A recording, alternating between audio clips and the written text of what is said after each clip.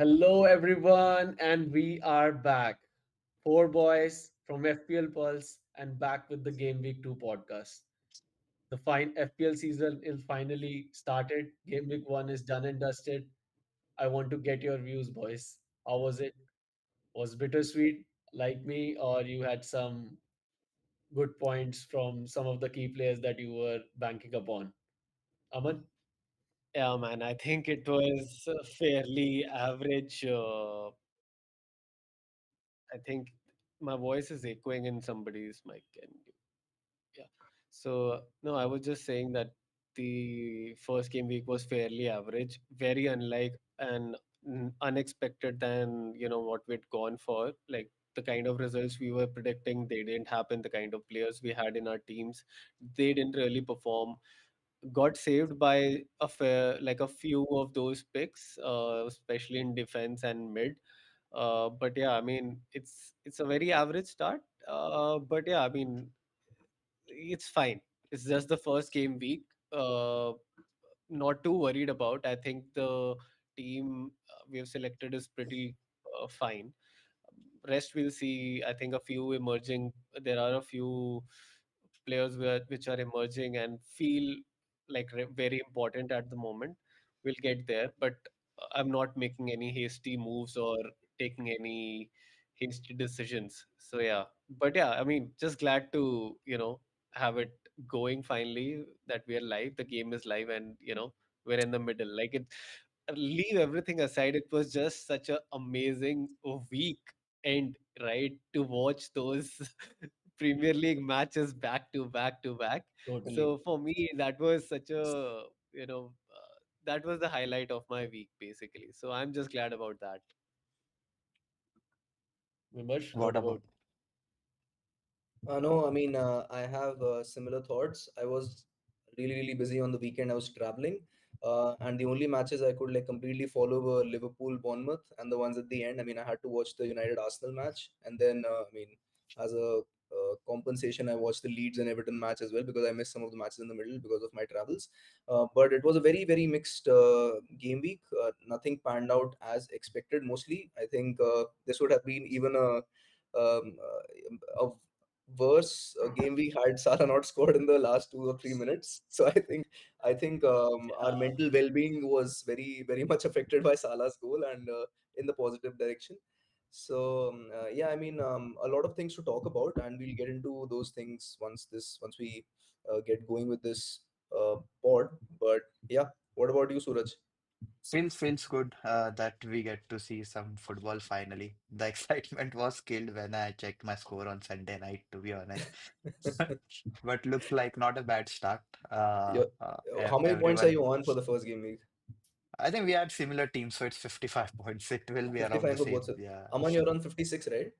56. And Yeah, let's Varun, Oh yeah, I think even minus 50. I think they added 1 point increased to it. Sanchez. Yeah, Yeah, I I mean, think a I bit of already, relief. I am yeah. already feeling swingy part of FPL already, but we'll discuss into that when we look into our teams. But yeah, all in all, I think a relief that it has started and Yeah. whatever we planned, whether it worked Yeah, out or not worked out, let's see how it pans out throughout the season. yeah. I mean, it's I, going to be a decision that we make out in the later half of the season that is absolutely going to decide our journey. But yeah, anyway, let's move yeah. into the Interest. what?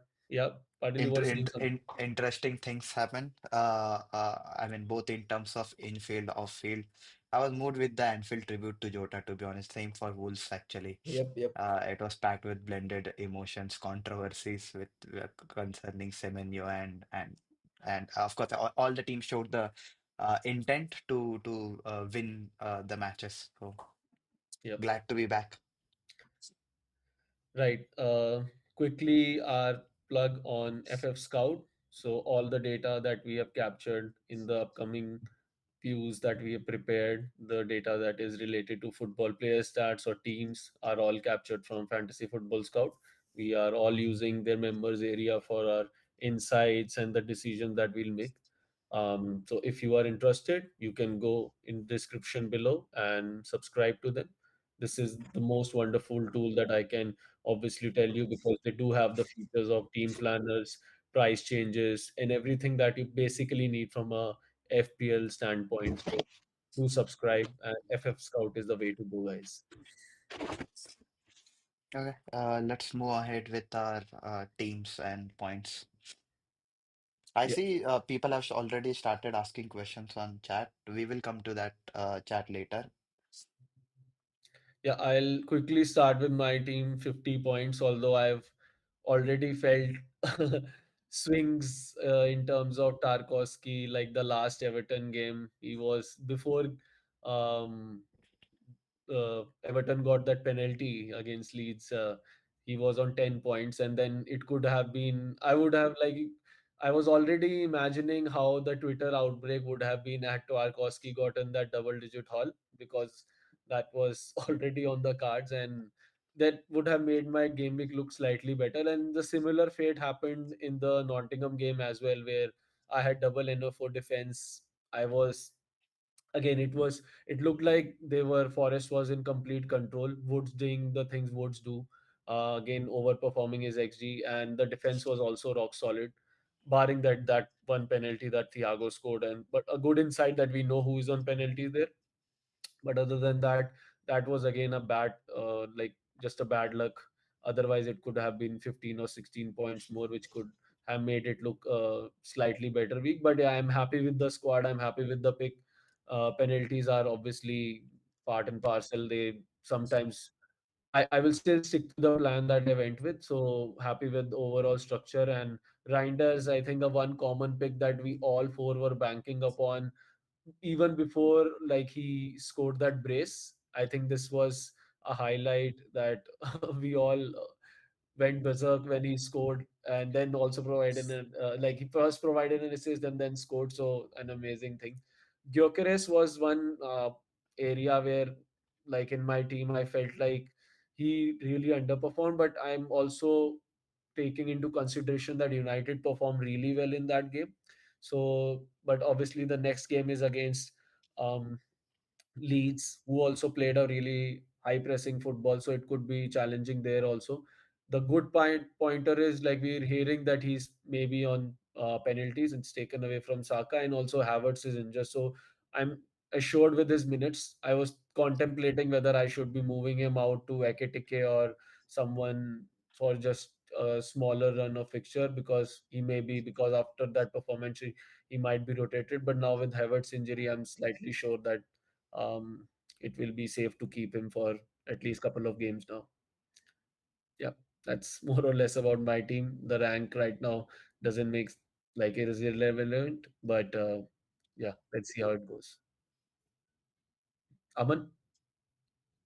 Yeah, so for me, again, it was pretty much the same team. I think so the biggest disappointment was were the Chelsea boys, Palmer and Pedro both blanking. That was a little bit unexpected. We were, expecting that high flying start to the season from Chelsea, but it looks like the Cole Palmer injury has seriously impacted our abilities until we figure that out. But yeah, I mean, they were a little bit disappointment. So were the Aston Villa boys, to be honest. So very very meh performance from both of from the forwards, Aston Villa forwards, and the overall team also didn't look anything great. Any like they didn't look great at as well. Like it seems like a little bit of. I just feel like at this point, maybe should we even give too much of a weightage to the preseason form? Like, Wood should have been in our teams. We didn't go with him. He ends up scoring a brace. We thought like Rogers and Watkins have been scoring on almost every match in preseason, and they blank. So I mean, should we really be looking at the preseason form or not? This is a question for next season. I'd give it a rethink next time. But yeah, I mean, I think I was saved by the defense. Sanchez, with that one bonus also. So Chelsea defense at least looked, solid. They were not flimsy despite Colwell not being there. So defensively, I think we had fine. And then, Tottenham had an easy game against Burnley. I feel relatively easy. And Poro was the only person trying to carry the ball forward in the absence of any other midfielder. So Poro also a decent start. I think, yeah, Fulham maybe trusted them a little bit too much. Again, it's sad to see that Nottingham Forest clean sheet go. I think, yeah, it was almost in the bag until they conceded one goal. But yeah, I mean, I'm not too worried. It's fine. We go again. We'll see by next week. I think at least 2 to 3 game weeks is minimum required to have a decent gauge on any player and make a judgment. So yeah, that's where I am. Not too disappointed with the outcome. It's fine. Could have been better, obviously. Okay, moving to Vimarsh. I think I have pretty much the same team as Aman except the defenders.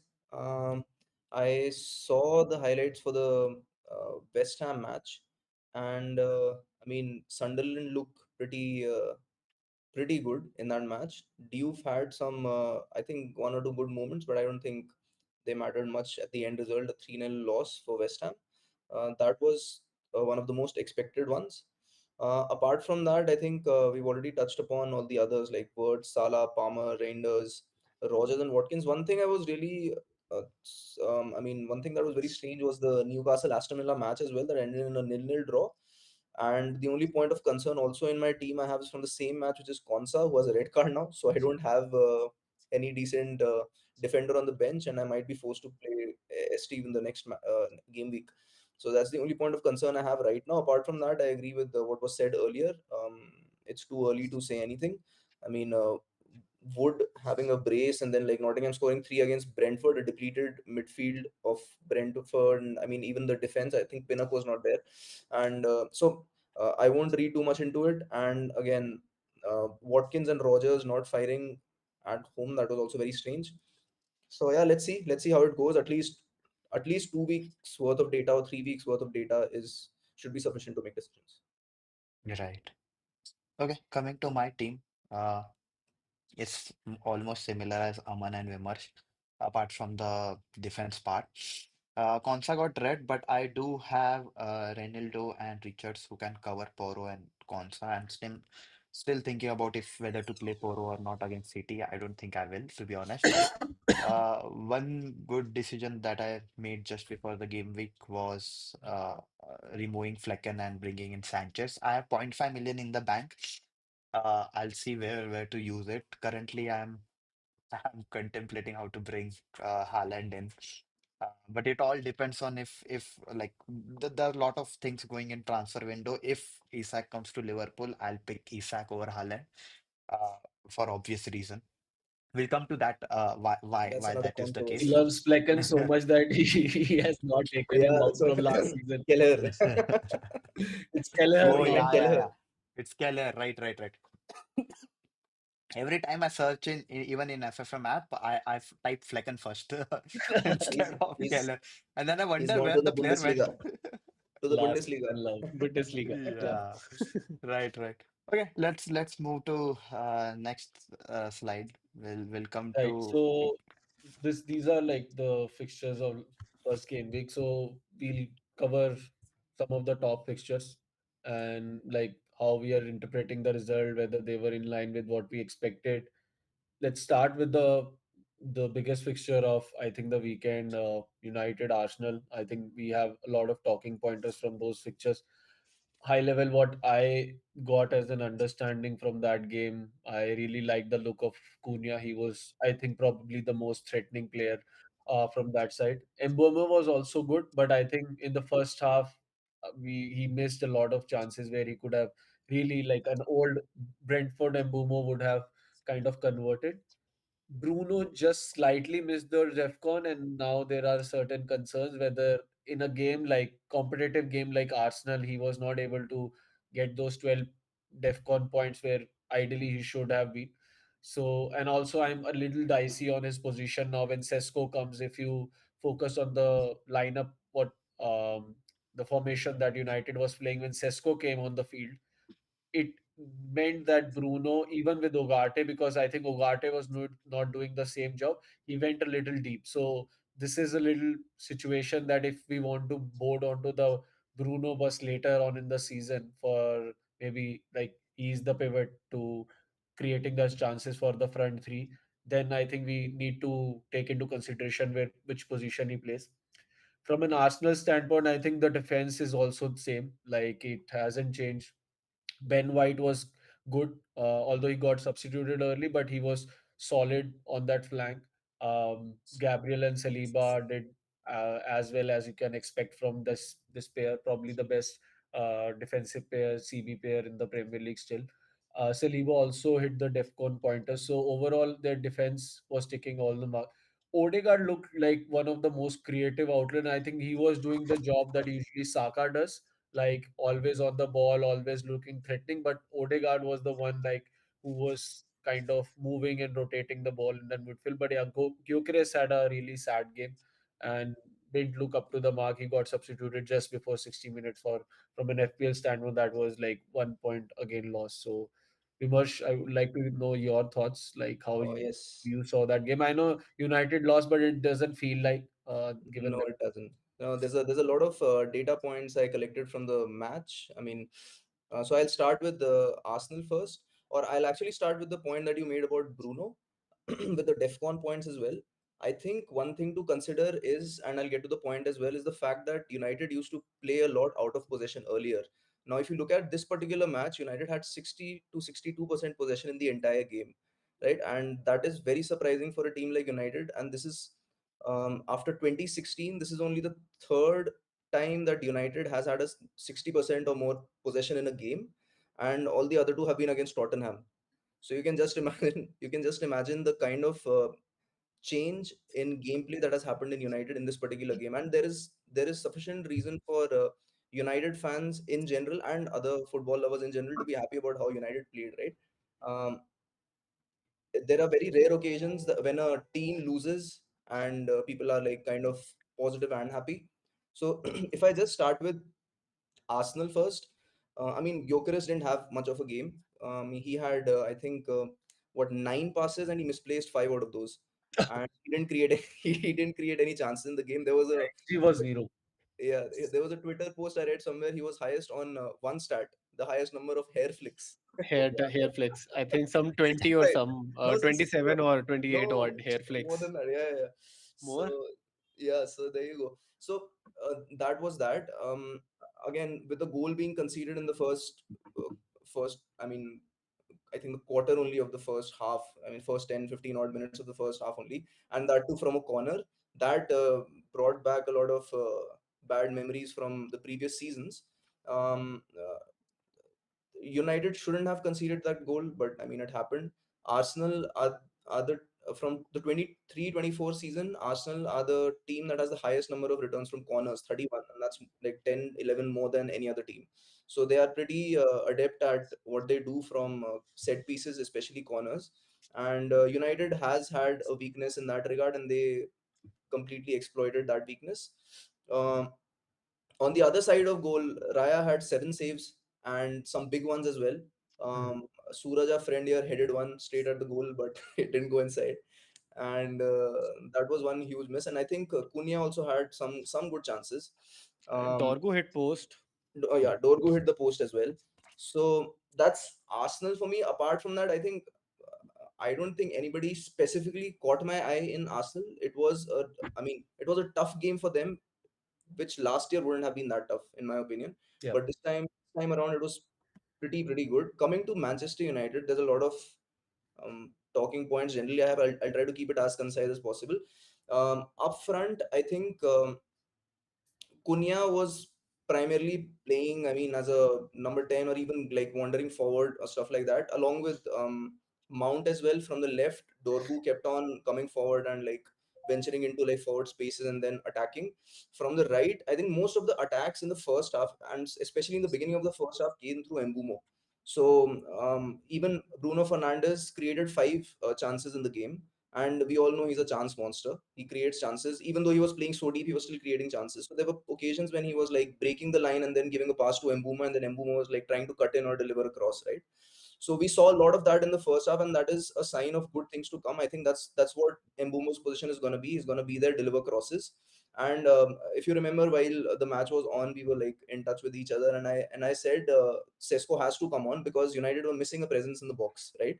They were like delivering crosses. There were multiple occasions when Dorgu threw in some crosses, when Cunha threw in some crosses, and there was nobody in the D. It's a shame that a team that has signed so many.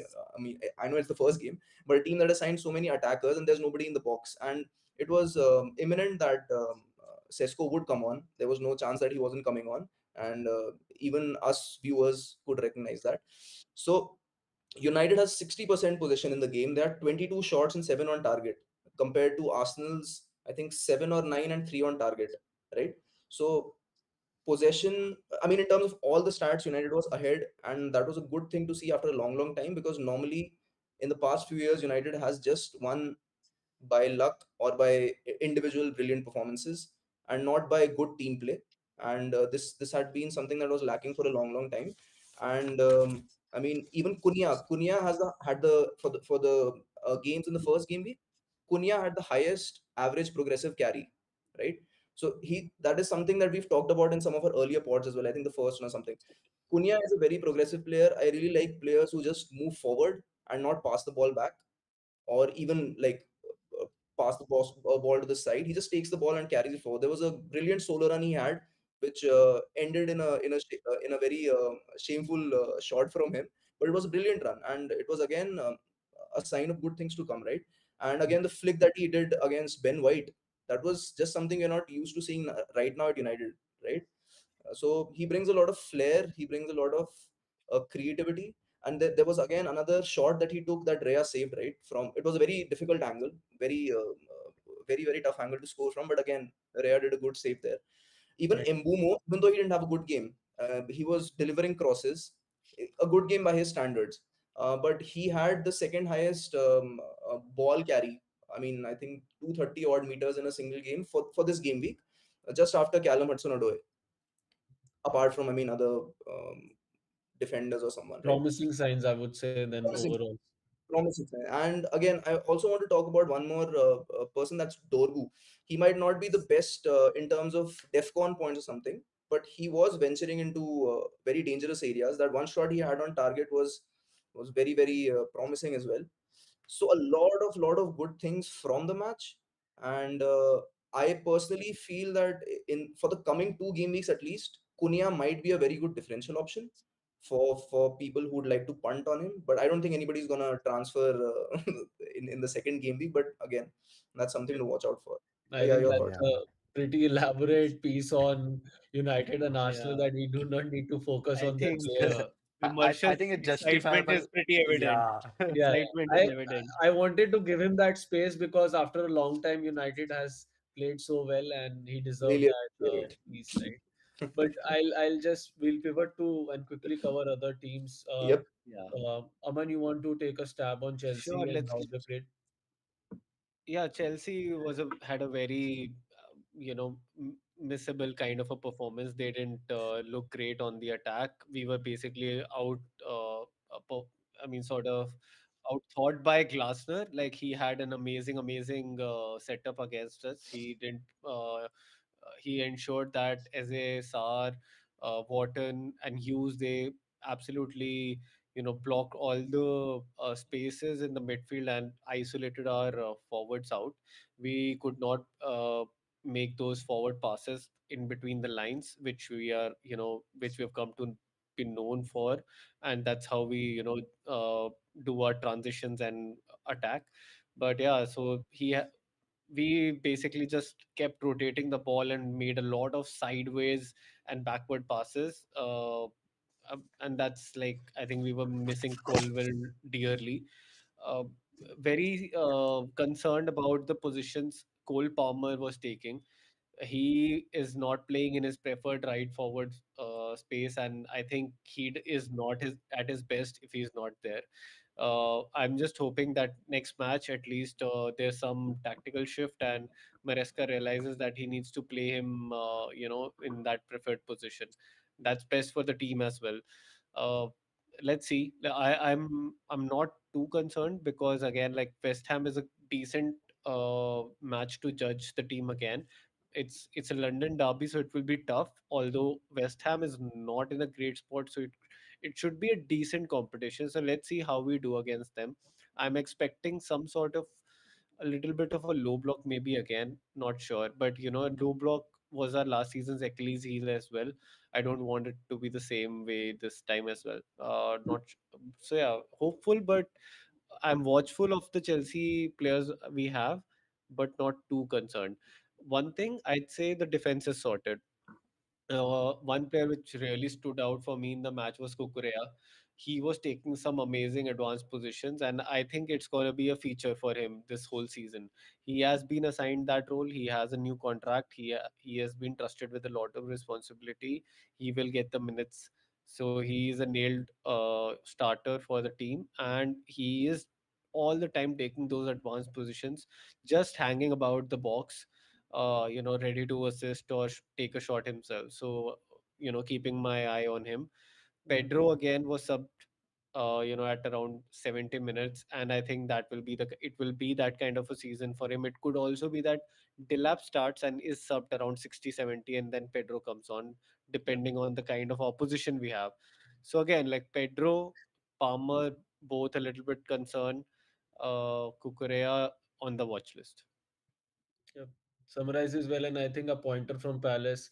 Lacroix hit the DEFCON pointers over there, and overall Palace still look decent. But again, as a has an agreement in principle with Spurs, so that's one to monitor over there. Suraj, you want to talk about Liverpool Bournemouth? Yeah, sure. One of the exciting games of the weekend. Starting with the Liverpool player, Ekitike made a huge impact. He was quick, was able to link up well with other forwards as well as mid, actually. That was the key difference between Nunes and Ekitike, the link up play that he has shown over the weekend. He had one goal, two chances created, and overall great movement from him. I think Ekiteke and Words go like the positionings set well. Their chemistry is well. Words took out two or three defenders and Ekiteke made that run towards the goal. It was a kind of a lucky goal, but still, that positioning is what matters over there. Uh, yeah, in general, I think anyone who plays as a striker in Liverpool will get a lot number of chances, irrespective of it is we've seen it in the case of Nunes, we have seen it in case of Ekitike as well now. Let's see if Isaac comes to Liverpool. I hardly doubt it, but if he does, I'll surely take him. I'll bring him into my team straight away. Not after that tweet. Looks that's Yeah, becoming the most great saga right now. right, right. Yeah, it's becoming one Premier League drama transfer. But yeah, I mean, overall, I think something which is concerning is the defense. I don't think the defense is absolutely solid for Liverpool. Both Frimpong, Kirkes were Frimpong was playing very advanced, leaving a little bit, Van Dijk and Konate short at the back. So that was one thing. And then, I think he's also going to be rotated a lot with Bradley. I think that's my concern with Mhm. Frimpong. Kirkes is not, I don't think he's set in well yet. He will, although, show defensive solidity. And third, I think Konate is not in a mood to play for you anymore, it seems. I think his eyes are set on Madrid, and it's going to be that trend kind of a last season if you still keep him and don't let him go in this window itself. So for me, I'm a little bit concerned about how leaky Liverpool might be this season. Other than Yeah, that, I think defensively. Gravenberch will sort out the defense once he's back. Etikite showed a lot of promise. I'm a little bit concerned about Wirtz. Uh, you know, Ekitike is not a out and out forward. I think he's a more of a false nine kind of a player. He does a lot of hold up play, and that is also sort of a role that Wirtz takes. Mhm. And I felt in a lot of times their positions were clashing, and even Wirtz was not able to express himself fully. He had a very average game. So again, he's in my team, and I'm you know uh, concerned, and I'm watching how he does in the next game. And the I'm next is Newcastle away, right? So Yeah. with words, if you look at his stats, he covered the maximum distance of all 22 players that were on the field, and he was also among those DefCon contributions. So he's kind of playing that. Gravenbeck role, which was not entitled to play from him, and that's why we did not like the way he was like contributing in the overall play. We wanted him to basically create those through ball chances to Ekitike, which kind of was a ball like you would the goal that Ekitike scored. You would expect that kind of delivery from Words like multiple times to either Salah and there were multiple times in the game I was seeing that there are those spaces, but I think it's just getting to used to the pace and the intensity of Premier League. It was the first game. It's taken him a Yeah, little by surprise, but Yeah, yeah, I think. I think we Uh, but good had. signs. Yeah, Sorry. yeah, but overall, he was very involved in the game. He had Yeah. 73 touches, created three chances with around zero point 0.3 XA. Ideally, with zero point 0.3 XA, we should have gotten one return. But that's bad luck. Yeah, Even one shot that he took was just off target. But it was a poor shot to be a poor shot and poor accuracy as well. It didn't had any power in it. But the intent was there. Positioning was good. I'll hold words to be honest for few of the weeks until I get a better pick in forward I or think mid. yeah, But what cool. who And the then one one yeah, one more. player who surprised? Sorry. Go ahead, please. Yeah, yeah. Okay, one player that surprised me was Cody Gakpo actually. He was Hmm. electric. He had three shots in total, two on target. Scored once from just zero point 0.2 XG, I think, and also had seven touches inside the box. His positioning was excellent, cutting in, shooting. That's his style of playing. And he looks nailed for minutes and worth keeping him on the radar. Yeah, yeah, he's on the radar for sure. I think like one more game which was of a lot of significance, FPL wise especially, was the Wolves Man City. Yeah, City before won bef that by 4. Before we go there, actually, we should also talk about Bournemouth, given that Semenyo's Yeah. contribution, actually. I Yeah, think With he's what the happened best. to He's the him, best 7 million after Rogers, or in that price point, he's up in yep, alongside Rogers there. So yeah. But there don't is don't get surprised if like Semenyo is a player who takes a lot of chances, like seven, eight shots he'll take, and he might score one or two goals. So be patient with him if you're going with him. good shout, Suraj. Yeah, Aman, you were mentioning about City. no, yeah, I mean, City had, I think that's the game which saved our game week. If it were not for Rangers, we would all be in a bad mood for sure. So, yeah, I mean, what a stellar debut for Rangers. Everybody's going gaga. He's already had a price rise. Maybe even have one more by the end of the game week 2 deadline. Who knows? But yeah, I mean, City looked the part, except I think this defense initially they were a little bit shaky. They conceded a lot of chances in the first 20 minutes, I think, of the game, wherein Wolves did look promising. And, City were losing the ball in the midfield as well. And they were conceding some chances. So for me, City defense is a little bit of a concern still. I think teams definitely can score against them. So we need to measure correctly. Like if we want to get a premium defender from City, then we need to ensure whether they are consistent with the defcon or with attacking returns. But yeah, up front, I think it's a solid start. I mean, Oscar Bob had the start that we all imagined he would last season, right? So he's finally doing playing his role. And Rangers look like he's always been playing for City. Haaland again is getting that kind of delivery which he has missed. Basically, last season everybody was just shooting crosses on top of him, not knowing whether it's a good one or a bad one, and just randomly just trying to get him onto the end of those crosses. But this time, I think they have serious quality with Bob able to cut past all the defenders and actually create those good attacking chances for Haaland. He's giving that delivery. And then same with Rangers, like we saw for this, I think the third goal wherein he provided the assist, right? So yeah, I'm excited about how Chelsea is what about Rico Lewis, guys? Yeah, amazing performance. He He had signed a an contract also, I think, based on that performance. Yeah, he had an amazing game. So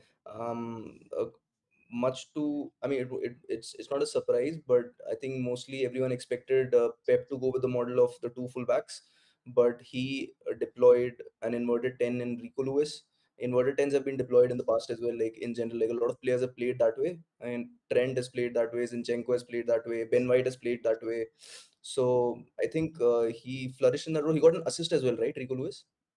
Yeah. Yeah. Yeah, yeah, Yeah, right so away. he flourished in that role. And I think, I mean, he's a defender, so he might be a good shout as well if he keeps his minutes. That's the only problem, I think. But yeah, Yeah. yeah, We don't know which game he plays or not. I mean, but I think last season, till the time he was playing, he was pretty much nailed for the niche. I think in the yep, start of the season, if I'm not yeah. wrong, Rico Lewis. So I think I even had him in the Even team. I had So him. Yeah, yeah, Yep. Yep. so yeah, you fair shout for that. yeah, And I think Haaland is looking on for a 30 goal season. I yeah. think it's just a matter of time before we make that move. But yeah, Haaland looks really lethal right now. What about Yeah. Eight Nuri? Oh, He was 15 DEFCON surprisingly, points. I He think got he had DefCon points. DEFCON, right? Yeah, Yeah, and but he was playing a fullback, yeah. not a wing back. So Wasn't venturing as forward hmm, Yeah, as he one obviously, would did create expect one him to. chance. He did. Yeah, because Rico Lewis was inverting, right? So Yeah. yep, Pep had three at the back. yep, But nonetheless, I think a solid performance from Eight Nouri in that defensive role also. yes, yes, But I Yep. think Yep. City is on the right track. Like what we yeah, expected them after last season wasn't up to their mark. I think this season again, and I was reading some articles where people were comparing how Pep Blinders has joined the backroom staff and how City was also mimicking that kind of pressing play and the possession pivot play that Klopp team used to do, which ideally is a philosophy of Pep Blinders apparently, and that was also kind of visible the way Reinders was playing in that game. So I think some similarities over there. So we can expect a really good season from them moving forward. Yeah. A quick shout out to Stan Larson also. If yeah. I you're was just gonna say that. I was just going to say if that. you're holding that player, hold on to it. I Yeah, I think think he he was had created, phenomenal. Yeah, yeah, 0.4 xG against City, City. four Yeah, shots, two on target, and five penalty boxes touch. So yeah, he was worth good. holding for few game weeks. So we'll let's move forward. But lastly, I'll just quickly mention about Spurs under Thomas Frank. They are also looking really good. We're going to capture about Kudus later on also. So standout pick, but we have to see whether Solanke comes and if Eze comes. I think that's a good team to also look at. Defensively, also they look sound, but again, not much to read because they played Burnley. So maybe next game against City will be exciting watch. I think that's my fixture of next game week that I'm most looking up to. Right, right. I'll quickly cover the Brighton versus Fulham game actually. Okay. Two shouts that I have from Brighton side is Rutter and O'Reilly. O'Reilly is on pens. I'm not sure if Welbeck comes, he might take it, but the penalty that he took was amazing. I liked it. If Welbeck is not on pitch, he's the primary penalty taker. He's on corners as well, one side corner. And he has a combination of goal threat plus assist, which is what we look for. I mean, it's just 5.5. That's all. It's more. He's delivering more than what we are expecting out of that price point. And Retter, I'm a bit worried about his minutes. Aman, I think you have him in your team. I think no, I don't. But Oh, he took him out. not. Hmm. Even But I yeah, I took mean, it out. if I had Rutter, I'll be tempted to move to Rangers because I think I would have definitely gotten him instead of Rangers. If I wouldn't have shied away from moving to Rangers immediately. So That's where I mean that position was that performance was crazy from Rangers, Aman, you and also Rutgers mentioned actually maybe did. two I think 5.5s are the way to go, and Anderson and Reinders are kind of yeah, popping up.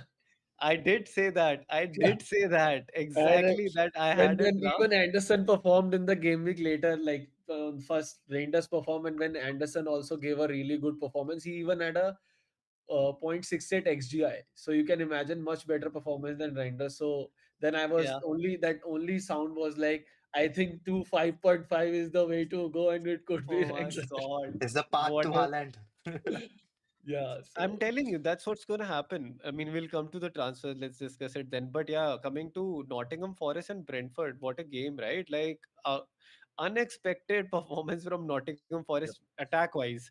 I mean, who we were not expecting even a single goal. I was expecting a draw here, and by the way, Brentford look very Horrible. poor.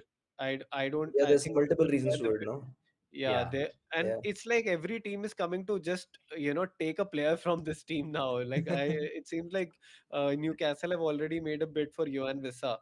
And Uh, I think a lot of people are also interested. Teams are interested in Collins as well. Yeah. All right. right. There's a lot of talk going around Collins as well. But Brentford didn't have Damsgaard, Sade, Pinnock, a lot of people. And just between Damsgaard and Sade, they had around 13 goals and 15 assists. That's just between those two. So attacking wise, they were like absolutely depleted. Defense, Pinnock wasn't there. I think even he had 2 goals last season. He was fine defensively. Yeah. So very depleted Brentford team. I expect them to be a bit better because after I saw that match and the results, I was kind of like thinking, should we be targeting Brentford fixtures now as well? But Yeah. then I realized like these players weren't playing, so But I will still for the start of the season, I will target Brentford, right, right? I'm excited. I think Chelsea have the third game week match against Brentford, right. if I'm not wrong. So yeah, I mean, but yeah, right now they're not in a good shape.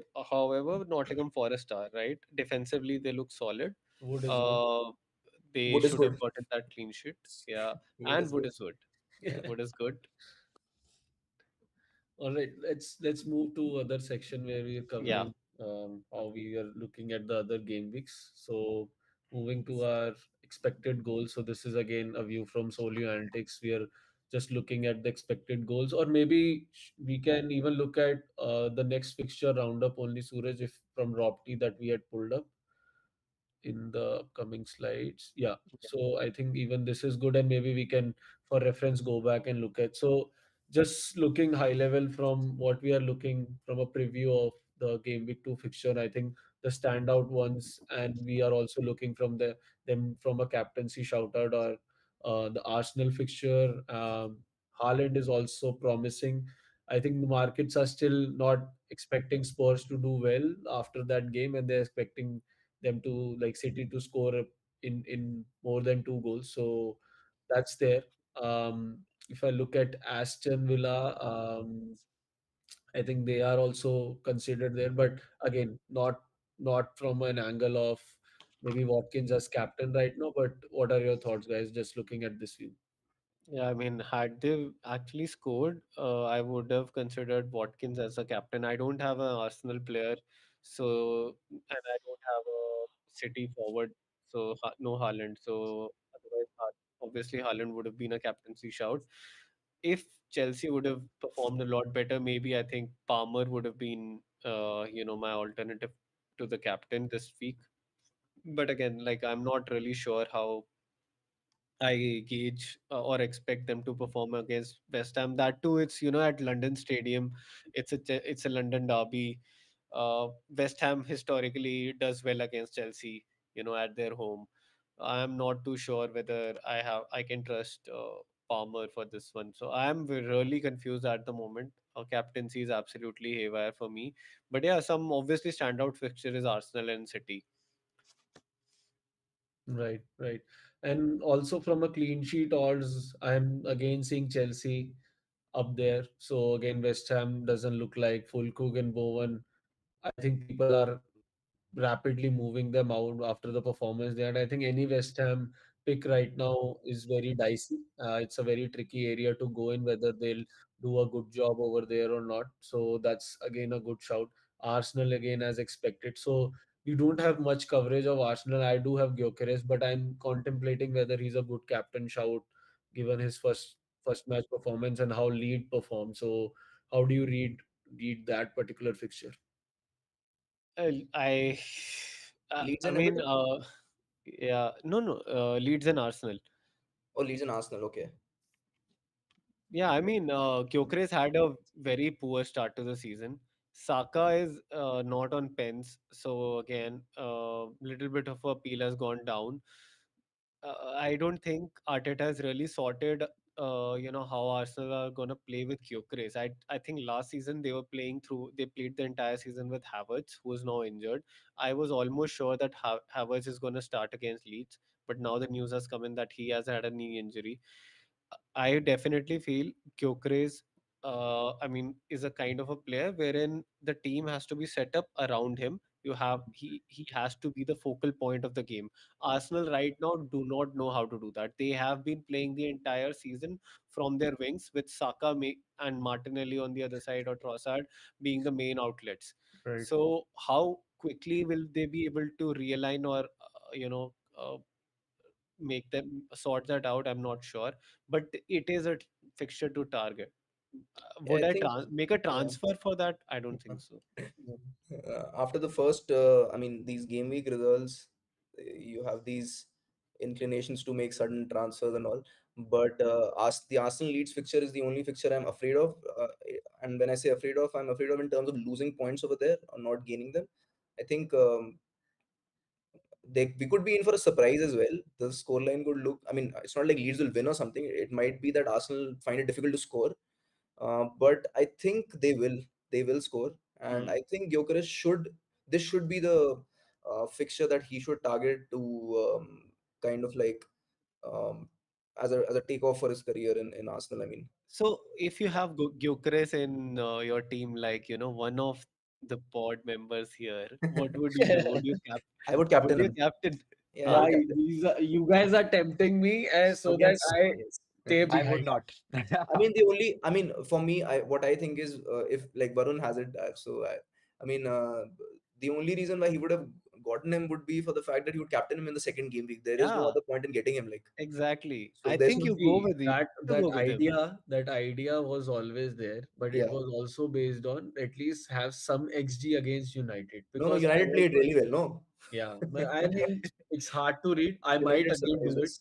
Yeah, I just want to understand like if I like other picks more. I'm tempted towards Watkins pick looking at yeah. Brentford. But So I think if Arsenal fires on all cylinders against Leeds, that would kind of like raise the value of the game that United played even more. I think. I mean, not I that mean, Leeds and United are in Not terms. really. Yeah, Leeds it had would. a I think. decent game. I Leeds mean, had a very Arsenal decent game. basically bought off the referee for I that mean, goal. I mean, how is that still a I mean, the thing is, how does that United even ended stand? 15th Nobody last knows. time. No, no, United ended 15th last time, right? And Leeds have just gotten promoted up, so United are not up there in terms of rankings at the present moment as well. After So, signing Cunha so and Bumo Sheshko, you correct. can't really compare yourselves to I'm not Leeds comparing. United. There's no comparison there, but The only similarity is the word United in the club's names. that's there in a lot of clubs now, Yeah, so that's it.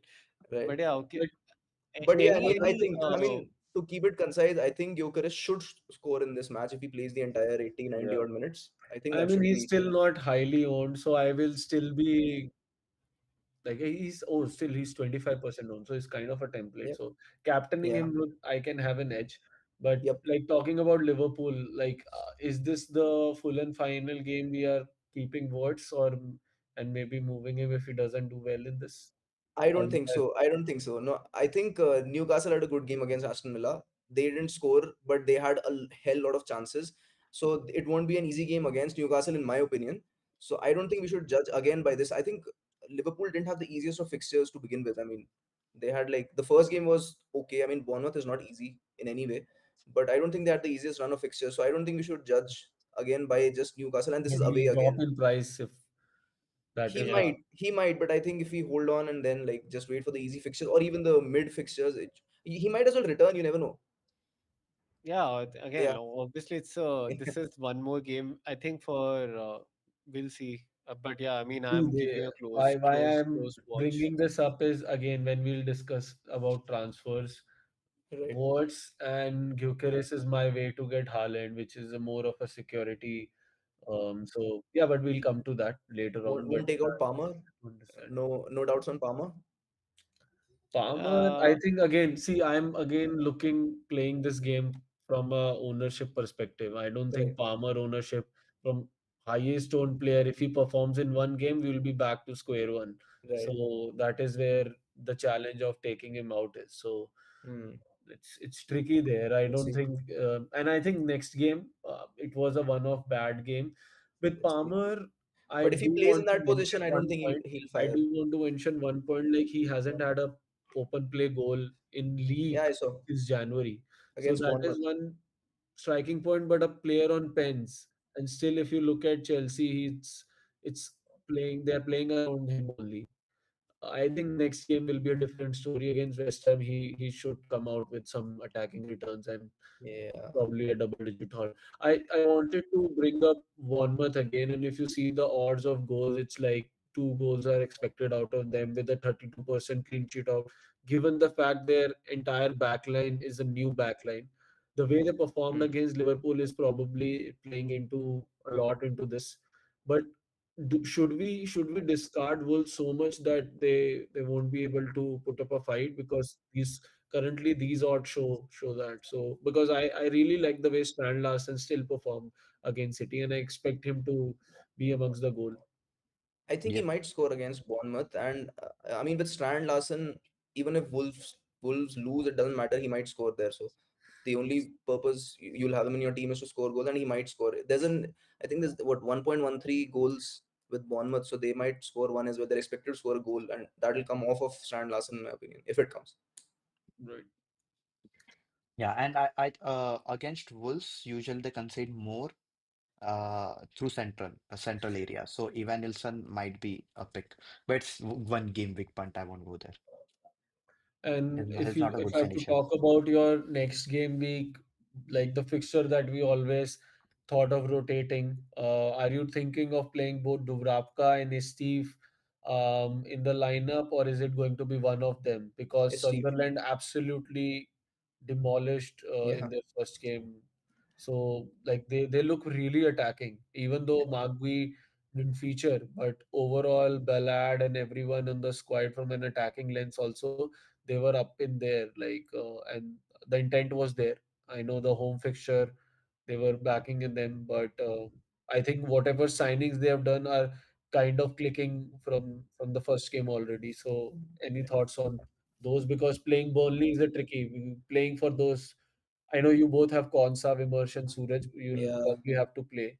But Yeah. Aman, do you have anything? Yeah, I mean, I'll probably to quickly answer it. Like I will just play one of those. I think I for the lack of other options, I think my other two defenders have a very tough game lined up. Like so, I have Akbadu from Wolves, who's up against Bournemouth, who are expected to score almost two goals, and then I have Anderson from Fulham against United, and I think it could very well be another 2-0 kind of a score line in favor of United, although it's at Fulham home. But yeah, I mean, I'm not really confident of them. So I'll probably play Steve uh, as one of the defenders. I also have Dubravka, but then I'll, rather trust Sanchez against West Ham over there. Play whoever you want. They're not going to keep clean sheet against Sunderland. All right. Suraj will turn into a Sunderland supporter now.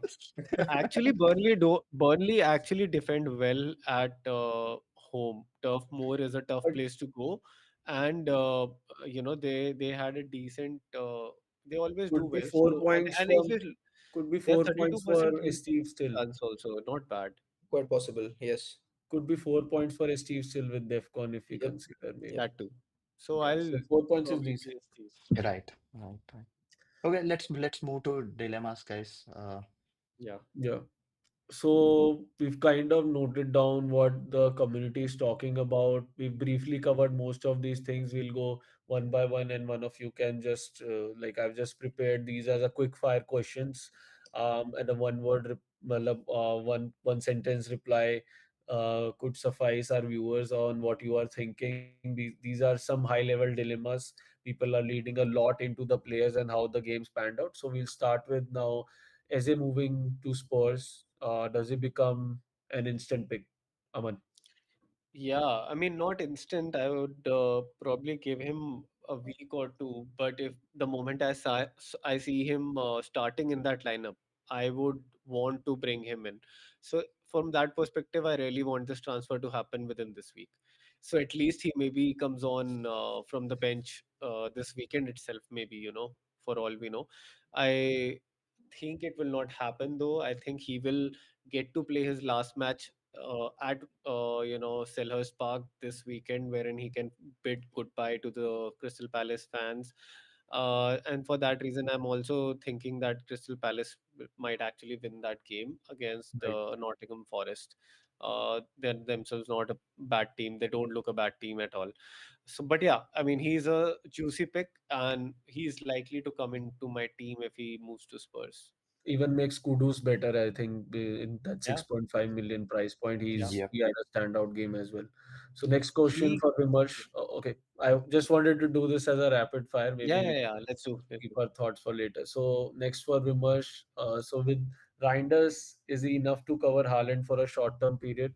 Any thoughts on Haaland or any other City assets other than Ran? Like the three standouts are Reinders, Haaland, and Ryan Nuri, but any other standout, or we should be shuffling around them? I think he should be enough for now to cover the attack.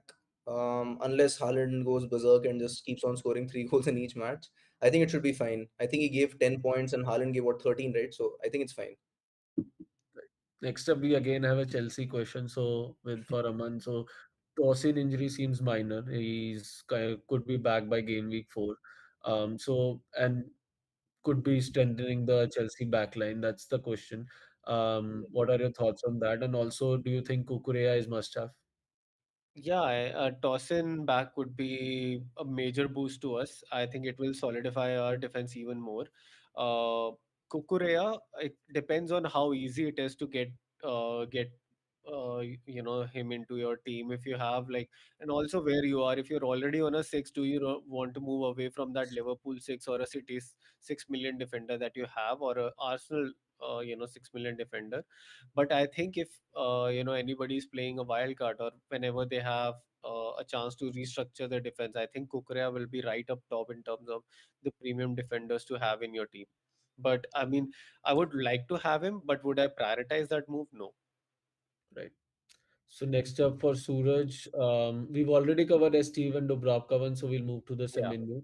Semenyo has a really good fiction run from game week 2. He already scored 2 goals. You've written potential transfer to Rogers, but could he be like within those Rogers bracket, or maybe if Roger doesn't do well, will you move Rogers to Semenyo? I'll monitor for 1 or 2 game weeks more, how Villa plays. If Rodgers is not involved, or I don't see any signs, I'll move to Semenyo. And Semenyo is the differential pick of this 2-3 game week run that we have. Could increase in price point, then you might be priced out as well. So, That's fine. I have point five in the bank. I know this case will happen. So oh, I've nice. saved for it. Amazing. That's Suraj planning for you. Okay, Wow, like so I said, I told you, Suraj, Varun, that I think Rogers to Semenyo could be a direct move before the other games had taken place. But then Haaland did so well, and Yeah. so did a lot of other people, like assets from United, and all. And by the time we could make up our mind, I think he's already risen in price. So it is already a two transfer move for me out of the budget. So yeah, but yeah, I would be really interested in Semenyo. right. So this is an open question. So 25 players hit So their just point. before we move, somebody like Mhm. Rishabh has asked in the chat. So would we move words to Semenyo? That because we can move down from words. I think I not for the next game week, but if game week 2 isn't good for Wards, then I think you can, because with Bournemouth you can imagine. I think Wards is also going on international duty with Semenyo. Even if he has, like, I think he's a much fitter player. Wards may or may not start after that, because Sobozlai, McAllister, Gravenberch are going to be back. He might have his minute reduced.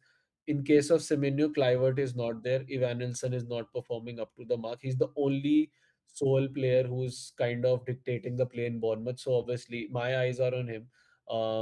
But if you have plans not to bring in Haaland, then yes, obviously a good fair shout to bring in.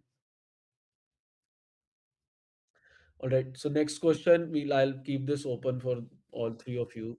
So last week, 25 players hit DEFCON, although very few from what we initially considered. That is like who were the hot picks. I think Tarkowski scored from the main picks, but Aina scored, which was not even in the top three of NFO. So there were the DEFCON hitting picks were very different from what were talked about majorly.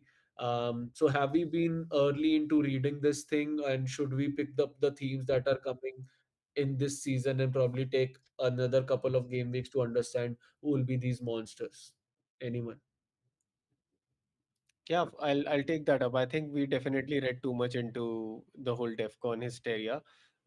We should have actually maybe gone with the attacking defender picks that we usually go with in terms of the main ones that we want to perma lock in our starting, and then we could have recalibrated over after a few game weeks to once you have understood how teams are performing. So it's a lot dependent on the game state of the match, as well as role changes within the team, which will define how much points a player earns, right? The only I think two or three picks which were expected and did as did get those hit those defcon benchmarks were Anderson, right? And maybe Fernandez almost got those points. By Uh, just missed by a point. yeah. So Yeah. other than that, we were thinking that Murillo would be in like a sure shot kind of Yeah. a DEFCON monster. He was nowhere near. Kirkes had more DEFCON points than him. Oh, sorry, not Kirkes, Milinkovic. My bad. So you don't know initially. And anyway, Poro, like players from Tottenham, we were not expecting too much of DEFCONs. But yeah, I mean, we read a little bit too much. It's fine. We'll recalibrate. I think it's also dependent on what are the key attacking side of certain teams, and then those players obviously turn out well. Aina was obviously facing Wrath on that particular flank, and he got up into those. So that would be up in consideration, and maybe there is no pattern emerging. At least we are just trying to boat the like find that right boat of which is the Defcon, and maybe while juggling that we might miss out on certain clean sheets. So I think we have to figure out a style of play, whether you are looking at one defcon player and rest again that clean sheet and attacking sense, because I think that is again more predictable than this particular aspect, because it's very dependent on how teams are set up and what side they are attacking most. Yeah, yeah. Yes. Yeah, I Even think like I think Richards and the Lecroix hit the benchmark, right? Necro hit So Richard Necro was hit. that shot. so Richards, both yeah, were fell short. we were expecting them and they did it. So Yes. yeah, I Yeah, mean, a but few for places it did go in line. yeah, but for something that has a cap of 2 points, I think we are kind of overrating this thing. So I think the priority still, I think we've discussed in earlier pods as well. The priority still Yeah, should be clean sheets and attacking returns, and to find that balance is one that we should aim for. I mean, for instance, just like Robinson from last season was something that each one of us would have had. I think he's not fit right now, something. So people like that who can give you attacking returns, at least one of these two, either an attacking return or a clean sheet, and then on top of that a defcon bonus, that is like a, an icing on the cake. That should be what we should be looking for, and we should still stick to what we used to originally stick to, that is clean sheets and attacking returns. That's why, I mean, even in my defense, I didn't keep too many I just had Milenkovic, and I had Milenkovic because of his goal threat. I didn't keep Mario for that reason, and I kept mm, the all my other two defenders are there for attacking reasons, right? Diouf and Pedro Porro. So yeah, that's, I think, a lot of people went with two defcon defenders and one attacking return defender or something like that. yeah. So yeah, I mean, even with people like Anderson, I mean, if they get defcon points, it's a cap of 2, so it's not a very huge return. I mean, in this match it was good that he I got mean, an in tight games, it is a question that these DEFCON also tend to move you towards those bonuses. assist. Right. So that aspect also comes in, so that the net gain could be 3 points as well at the end of the day. So, but yeah, it's very hard to Yeah. say anything about it, and I think everyone, you guys made a fair call on how we should be interpreting it. Yep. So we'll come to Palmer at last, but we've although spoken about him a little bit, and we'll cover this pointer when we're talking about captaincy, and I'll want Aman maybe to give a stab on that. But thoughts on Wood, still the 7.5 million best pick. We overlooked him, doubted him that the XG performance, over performance might not hold. NFO looks solid at back, and now they've signed Douglas Lewis. So does it risk Anderson minutes? Anyone? I think so. Yeah, it does impact, and also Wood is as like it's just that how Wood is. He just gets those one or two chances, and he's so good at converting them. So I still trust him. I think definitely right now amongst all, he looks the pick at 7.5 million. I would figure out if I can get him, because there's all of a sudden at the start it seemed like there's not enough forwards, and now there are so many since Haaland has also entered the Yeah. conversation again. So there's there's some thinking to do in how to get him in. But yeah, he's the pick. He's a solid pick. I mean, Anderson, I think, is very good. I don't think he loses minutes to Douglas Luiz though. He was amazing in last match. Like I think he has 0.68 or something kind of an XGI, yeah. and it did provide that amazing assist to Wood. Like that was such a beautiful through ball, and he was on Defcon as well. So I think he's a solid pick. Yeah, I think it's very funny that for a team that found it tough to score in preseason, they just scored three seasons in the first game, 3 goals in the first game. So it was pretty funny. So I'm again not reading much into it. Let's see how it goes in the forthcoming weeks. Um, I mean, 2 goals for Wood in the first game week is a very, very good thing. But if he keeps this up, I'll definitely get him into my team. But let's see. Yeah, they have a decent run also, so They it's do. better They to do. get early than. Let's see.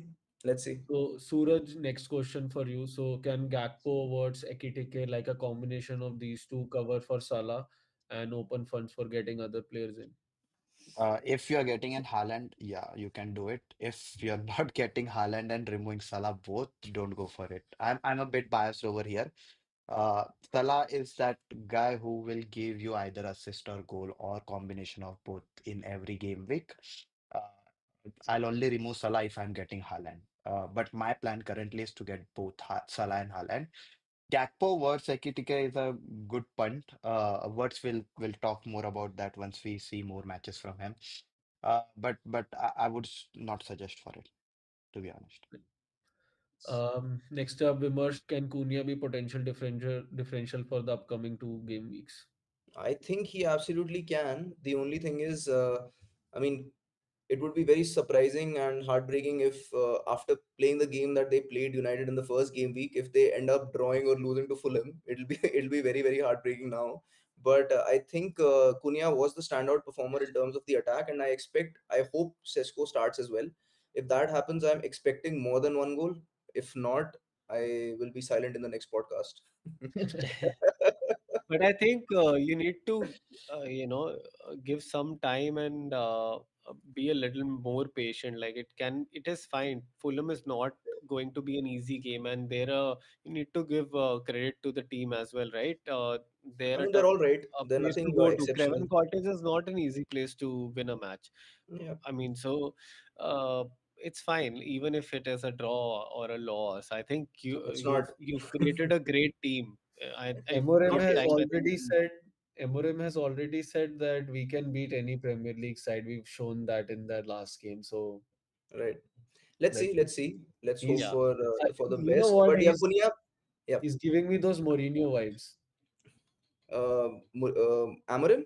Yeah, like being so sure, being that like at least show throwing off that confident aura in those press conferences, which obviously Right. becomes headlines. So he's giving bites for the journalists, the football community off the pitch as well. So he knows what he's doing now. I think in last season I didn't even not seeing that, but he's come prepared for like tough Yeah. questions I and hope he manages like the earlier Mourinho, also not the one at United probably, but He's had his PR training this yeah. season break.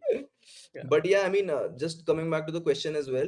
United play Fulham away and Burnley at home, so I'm expecting goals in both these Good matches. fixture. Yeah. Yeah, Good so fixtures. he can be a Easy good differential fixtures. for the two fixtures. Absolutely.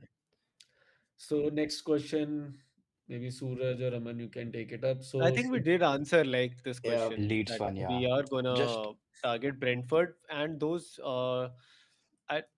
four teams are the ones right now to target for right. sure. I would even keep Sunderland in there. I mean, it's fine. It's just one match, but they're a recently promoted team, and Leeds as well. I'll target all these teams. These are the ones. West Ham, I don't know, look very shaky. So let's see how Potter sets up in the next match. But yeah, Brentford, Wolves, Burnley, Sunderland, Leeds. For me, these are the teams to target right now. Yeah, Brentford, they didn't have their main players, the main Yep, forwards. So I'm not sure. You can target against like your attacking player against the Brentford, but don't expect clean sheets. they can score. Yeah, All right, so I think we covered most of the Yeah, questions for this game week too. Let's move Let's forward. move to captaincy pick. Yeah, yeah. This is, I think, the most interesting I think yeah, this like question. other than the what we covered from the fixture standpoint, I think the teams are pretty solid. We are not recommending any maverick transfer moves just yet. Maybe in next pod we would have a clear call out on which are like the clear sells or clear buys that are coming out. But in terms of next week transfer captaincy picks, I think Palmer, Salah, Watkins, Gyökeres, Saka, and Haaland. Like although other than Haaland or maybe some bit of Salah, none of them kind of stood out to be those captaincy out just based on the performance I'm saying. But again, these players can always haul in any game week against any opponent. So any standout picks, any bias towards any player or any just eye test point. I know we do not have Haaland and we're not going that, but if anyone has Haaland, I think my pick would be Haaland for this game. Yeah, for sure. absolutely. At home against Tottenham, I never touched Tottenham defense. Even against Burnley, I mean, what's his name? Anthony, right? Was the midfielder. He had an XGI of 0.8, right? So, I mean, they were lucky to not concede at least one goal. So, I'm not too confident in Tottenham defense, but let's see. I think they're gonna do a low block against City.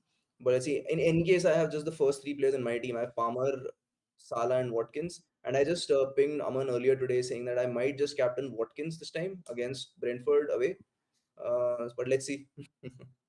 I think Yeah, what? on Spurs, I would say I don't think they'll play low block given now it's Thomas Frank and they play three at back with Poro advanced on the one flank. So Let's see. I'm still expecting an open play. Plus, would be interesting to see how City also sets up, right? Yeah. Like and how whether they do some changes because they lost to Brentford, Thomas Frank team last season twice. So Pep might have some idea about how to set it up this time again, but he given everything into place, how the midfield cohesion of City looked like and how the wing backs were playing for City, Enrico Lewis and Ryan Nouri, and also how they were playing with with Oscar Bob and Reinders. I think it's enough to say that they'll have a obviously midfield outplay against Spurs from that angle, and I think that's going to aid Haaland as well.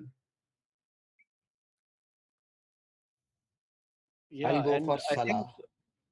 yeah, Yeah, I'll go for Salah, and I have the reason for it. I've already sent it on the group as well. So I checked last four, actually five matches that Salah has played against Newcastle.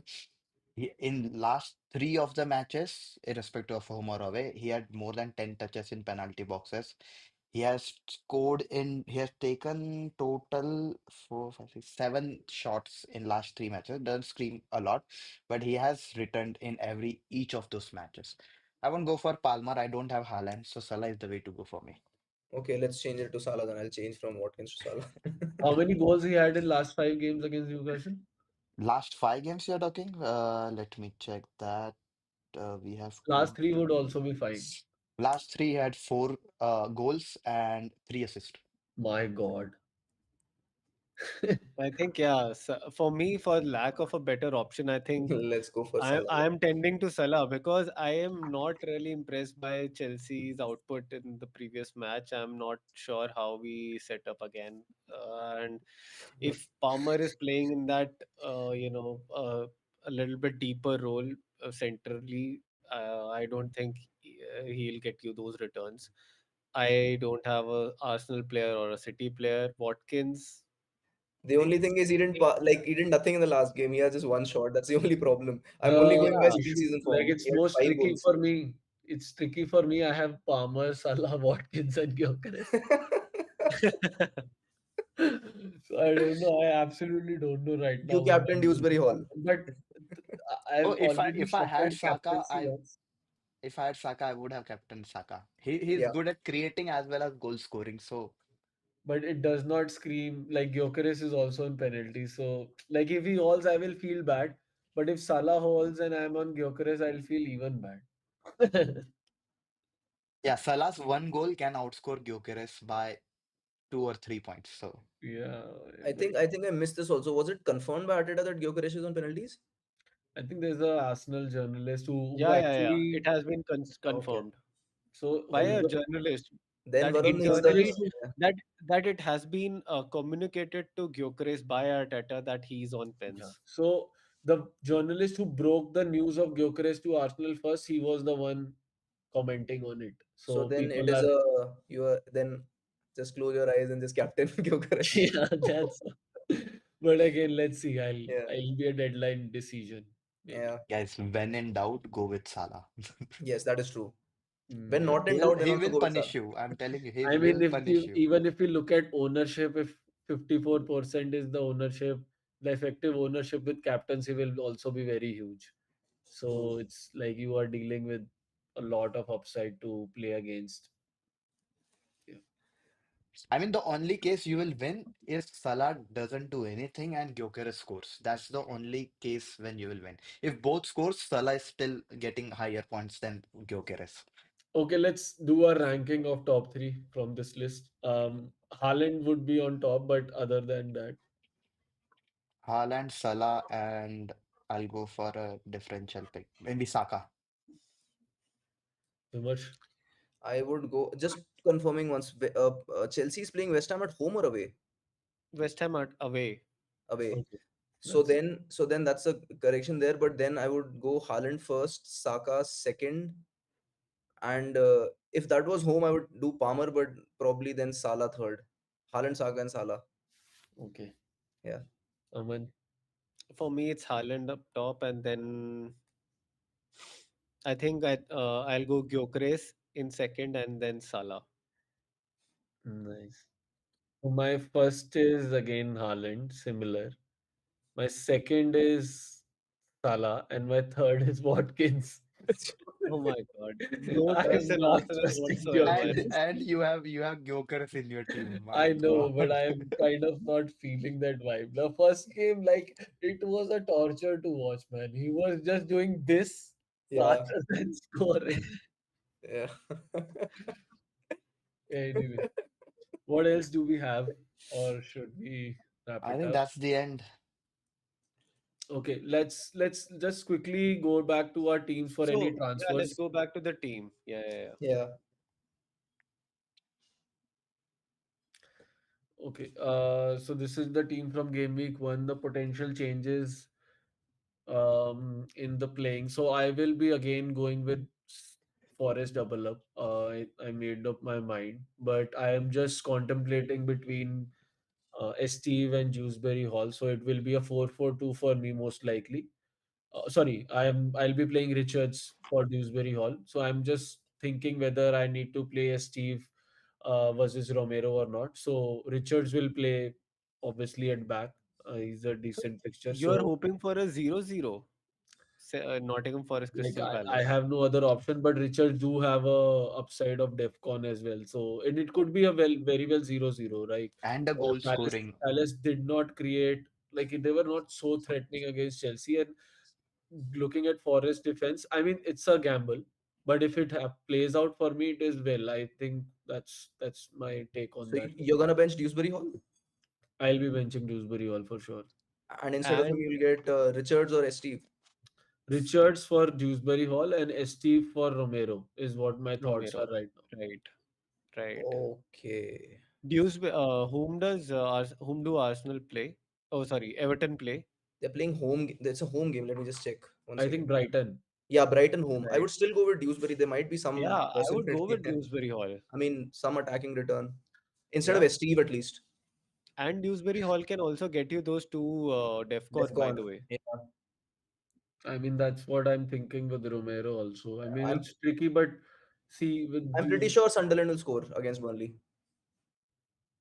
hmm, I'm like obviously I can bench both of Burnley picks.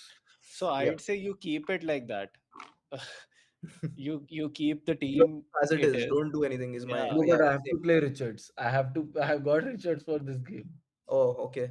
Then you play Richards instead of But you also have a double up on Gyökeres. Nottingham I Forest. can play On Dubravka. I Nottingham can play Forest, and you Dubravka. want to play Richards for this I game can play only. Dubravka. If like let's say there is a motion around playing Dubravka, people are really interested towards that. Ah, So I'll obviously feature my team. So all I think but you should do that. I think it's fine to bench Steve, play Romero, get Dubravka for cells, and I think you can bench Richards Why would you get Dubravka for cells? Like, I mean, because he already has Murillo, like right, who is yeah, playing. play Richard instead of Murillo, no? Keep cells. no, Keep no, one. no. No, I mean just keep one with cells and Murillo. But there's no point in getting Dubravka in. Like that's just like. He could do a pen save.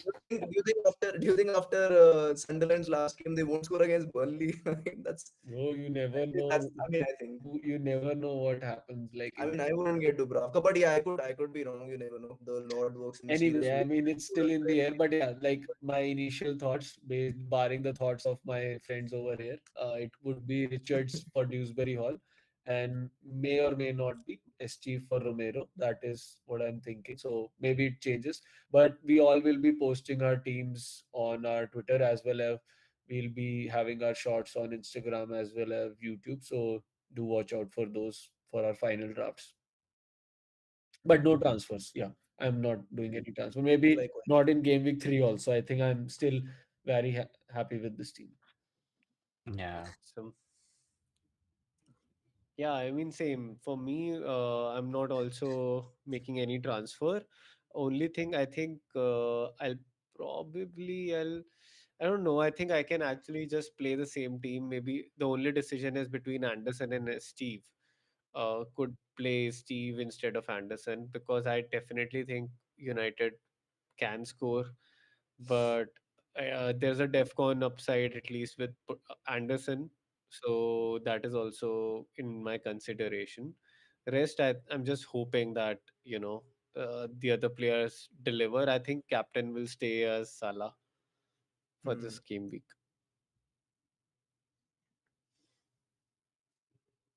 Much.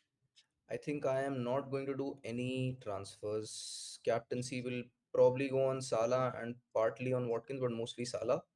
And I'll get in Steve for, or I might keep Diouf also. You never know what happens in these games. Like, I mean, what do you think, guys? Is Diouf a better option than Steve for the next game? So Rushabh on the chat is saying that Steve has been really good in the box and he has a good physical presence as well. Right. So Defcon. Steve is So 6'5", DEFCON, yeah. so he'll clear a lot of Oh balls. wow. But then I also feel if by any distant chance, if West Ham get a return, Diouf could be involved. You never know because he's been good on the left flank, like So in terms. you are but I think you also have Sanchez, right? So why do you want to go against Chelsea defense? That is also a good point. Yeah, I That mean, is I a. would definitely consider a Steve instead of The Diouf only thing because is, you have Steve has an upside of two obviously for Defcon, and Diouf no, might but have more. you are playing Palmer and João Pedro. You're definitely Yeah, hoping for a 2+ goal, difference in favor of Chelsea. right. That means there is a negative 1 point for Diouf by conceding two Chelsea goals. has decent odds of clean sheet. So Yeah, I think you should definitely play Play Steve Steve. instead of Yeah. Play Steve. But yeah. All right. Burnley has 34% chance against Sunderland. I'm not sure if they have considered the big signings that Sunderland has done. But at home, as Aman pointed out, they play well. They hold their defense. So take a Yeah, I punt. was It's half fine. I was half inclined on punting on Dorgu for the next two game weeks, getting him in for Konsa because Konsa is what gone for at was least one game week. Burnley versus Sunderland head to head in Championship last season? But yeah, they're completely different Yeah, team. Burnley kept the clean sheet, but Sunderland is a completely new team. That's But the Sunderland problem. signed a lot of players, no? Yeah, Hmm. It's just a little psychological also sometimes with teams. you're right. Yeah, yeah. So Turf Moor is, as I was saying, not maybe the easiest Yeah. place to See, go, that was especially for Sunderland team home. like Sunderland. We should also take it like it was Sunderland Yeah, home. The yeah. stadium was buzzing like anything. Hmm. in their first match after the promotion. So Suraj, okay, are you doing anything about Konsa or you'll just keep him there? I'm keeping Oh him no. there. I have good bench. I have Okay. Richards and Reinaldo. I'll Oh, nice, nice, nice. bench Poro and Konsa. Poro. I don't think. So Ronaldo and Richards come in for you. I think a Yeah, fair shout, man. You could have played bench boost if other than GUI you had anyone I could else. have played bench boost now also. 14 points, I'll take it any day for bench boost. Yeah, yeah. Nice. But who would have thought Sunderland would keep clean sheet? I mean, people brought in Bowen because they play Sunderland. I'm I just mean, happy I didn't keep him in my team. I'm just happy. just another pointer. I think Steve is probably decent in attack. Also, what Rushabh meant was that he was, Uh, being fed. He was at the end of the corners. then there you go. Uh, Yeah, makes sense. yeah. Hmm. Yeah, yeah, I I think think if I'll I watch was some six of five, the highlights to convince myself also. no, but if I was 6'5", I would, I mean, I would have definitely been But a you know threat. what? One player like who I had initially in my draft, Piro, he played really well, man, Oh, yes. against Everton. He But was the problem with Leeds is it's all over. Anyone can attack, anyone can play striker. I mean, Dan that, James and Piro have a really good link up. Like I yeah, yeah, think yeah. they'll be Even one of Noto, those.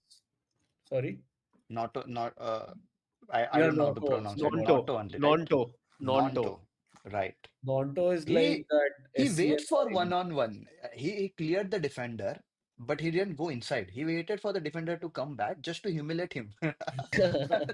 That's crazy. All right. Okay, let's end the So pod that then. brings us to the end of our Game Week 2 pod. Um, this time there was not much relevant about showing stats and going into reading much into the data points of strikers or defenders. We did mention key call outs about the players which obviously stood out in terms of the performance. But yes, keep a watch on our social handles. We'll be putting our draft closer to the deadline. Probably on Friday, we'll all four of us will have our, or maybe on starting Thursday night, we'll start putting our draft as and when we finalize what's our playing 11 or our captains. And I think that's about it. Do follow us, do Guys, subscribe yeah, us. do like the stream. We are at 12 in night and streaming live. So do like the stream. Do like it when you watch it as well. Yeah, Even if you're not watched it live. And do share our content and and hit subscribe to the the channel. hit the bell icon. Yes, hit the bell icon. Yes. So that you never miss another stream from us or a video. Right. So we've already hit in the last pod 100 subscriber. The idea is to go to 200 probably before the next pod. We'll probably keep on growing 100 subscribers as and when we progress. We never know how the journey progresses. All right. Yeah. See you next time, guys, and have a nice time till the deadline. Bye. All right. See you Thank you. guys.